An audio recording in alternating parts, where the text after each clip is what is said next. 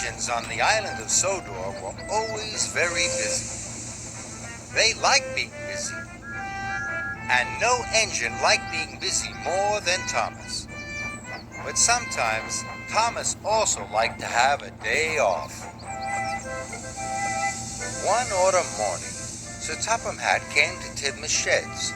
He had important news.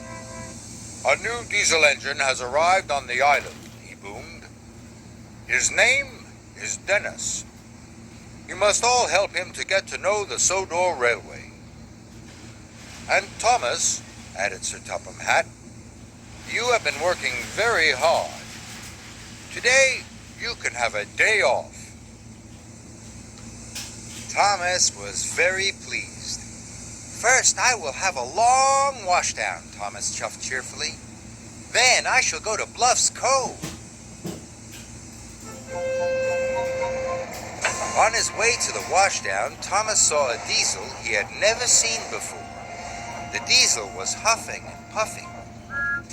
"Hello," Thomas tooted. "You must be Dennis. What's the matter?"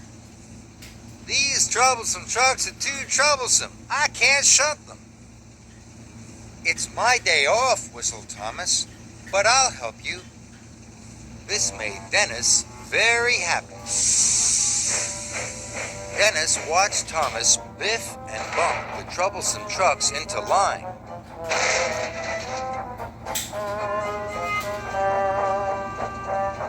"All done," puffed Thomas. It was hard work, and he was tired. "Thank you, Thomas," oiled Dennis, and he watched Thomas chuff away.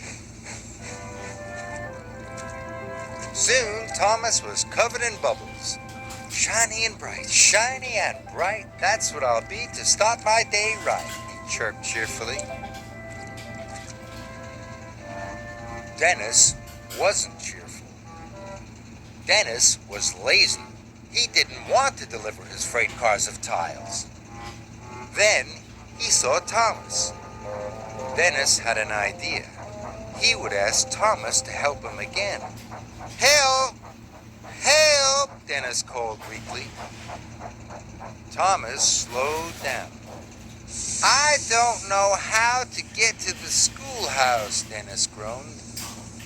"Don't worry, Dennis," Thomas puffed. "I'll show you the way." Dennis smiled. His trick had worked.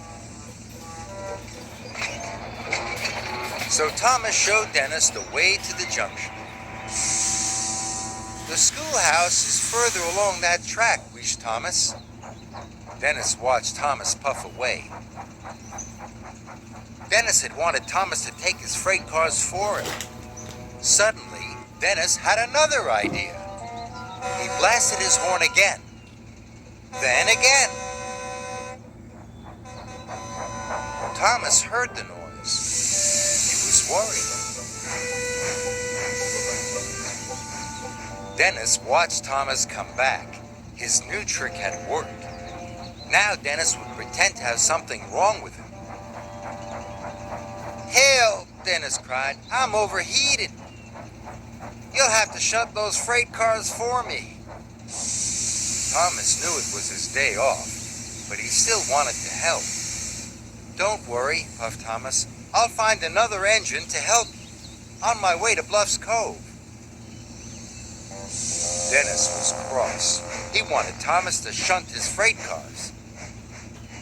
Dennis decided to leave his freight cars. Then another engine will have to take them, he thought. So Dennis raced away. He didn't care about the tires. He didn't care about Thomas. All he cared about was getting far away from his work. His wheels were spinning faster and faster. Then there was trouble. "Help!" called Dennis. "Help! Help!" But this time, there was no one there to help. Thomas arrived at a signal. Percy had some important news.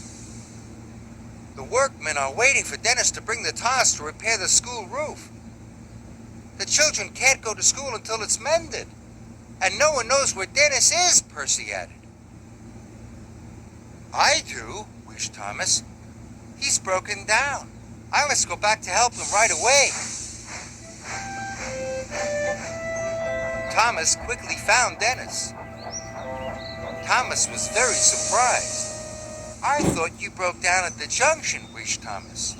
And where are the freight cars of tiles? Dennis looked very shamefaced. I tricked you, said Dennis quietly. There was nothing wrong with me at the junction. I just didn't want to pull those heavy freight cars. I'm a really lazy engine, moaned Dennis.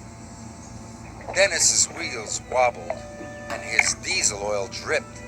Now Thomas could see that Dennis really was in trouble. So Thomas decided to help one more time.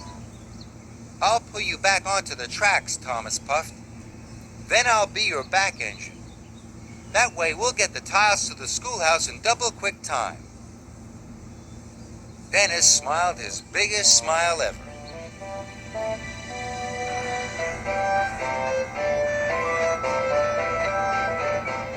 Dennis and Thomas finally pulled into the schoolhouse station. Sir Topham Hatt was waiting. Dennis, you have caused confusion and delay, he boomed.